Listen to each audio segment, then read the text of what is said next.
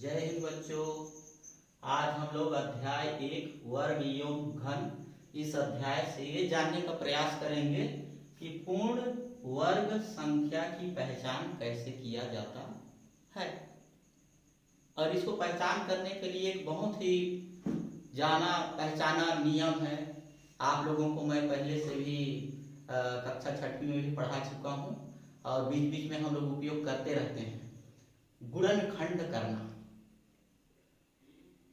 और गुणनखंड से हम लोग पता करेंगे कि कोई संख्या पूर्ण वर्ग संख्या कैसे होता है।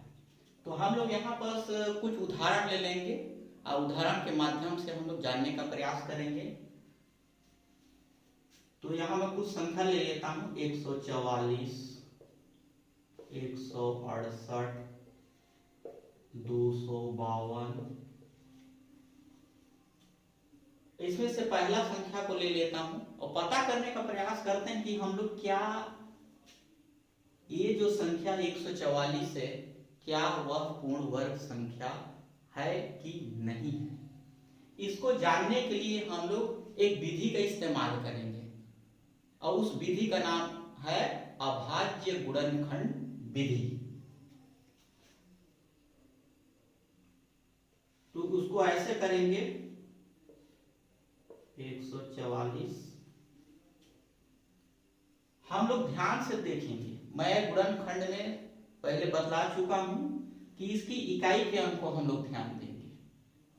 अगर ये सम संख्या है तो 2 से भाग चला जाएगा।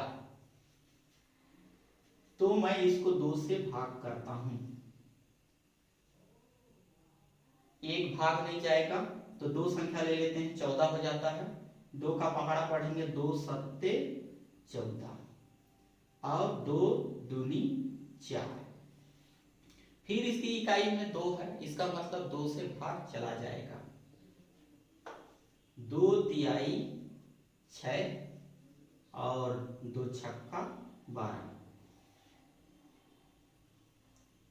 अब फिर 2 से भाग चला जाएगा क्योंकि इसकी इकाई में सम संख्या है, 2 भी सम संख्या है। 2 एकम 2 और 2 अट्ठे 16।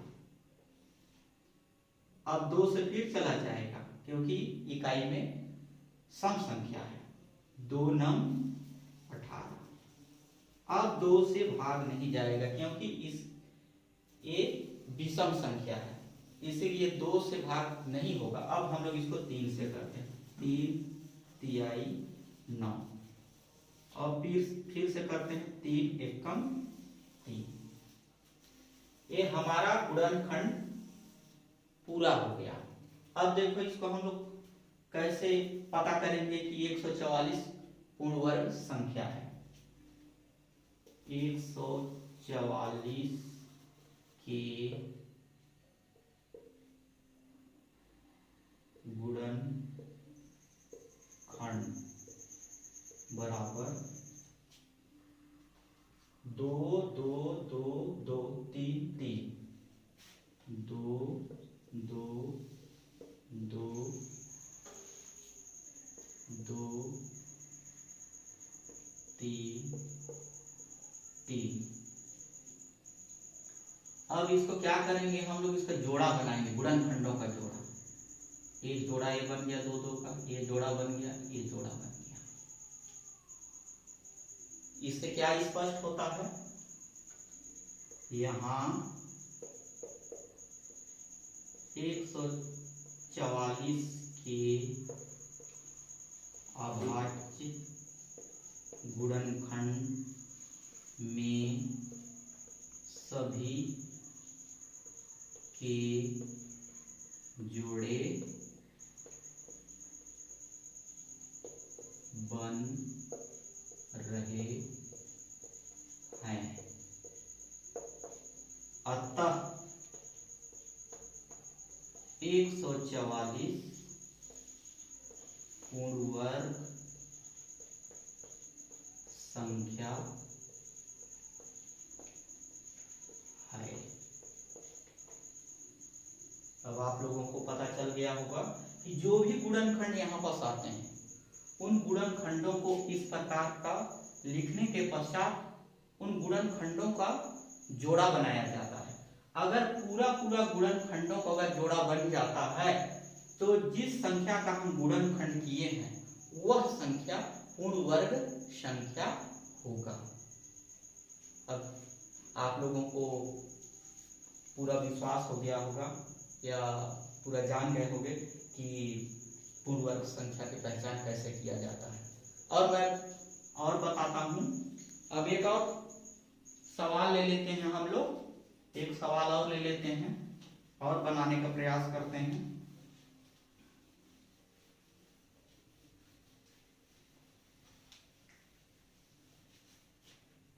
इस बार मैं इस संख्या को ले लेता हूं 252। 252। अब इसको ध्यान से देखो, इसकी इकाई में भी 2 है, इसीलिए यह 2 से भाग हो जाएगा। 2 एकम 2 और 2 दूनी 4 और 2 छक्के 12। फिर इसकी इकाई में 6 है, सम संख्या है, तो ये भी 2 से भाग चला जाएगा। 2 छक्के 12 और 2 तिहाई 6। अब 2 से भाग नहीं जाएगा क्योंकि इसकी इकाई में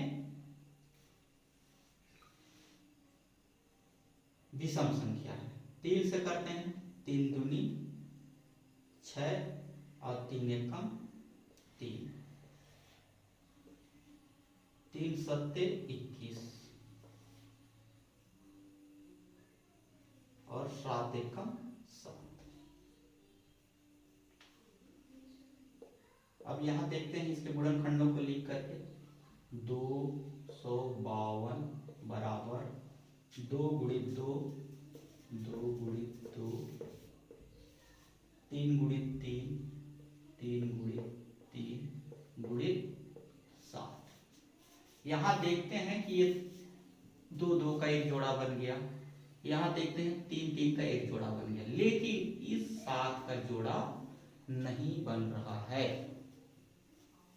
इसलिए ये जो 252 है वह पूर्ण वर्ग संख्या नहीं होगा। अगर गुणनखंड में सभी गुणनखंडों का अगर जोड़ा बनते हैं तभी वह संख्या पूर्ण वर्ग संख्या होगा, लेकिन इसमें 7 का जोड़ा नहीं बना है। यहाँ 7 का जोड़ा नहीं है, अतः 252 पूर्ण वर्ग संख्या नहीं है।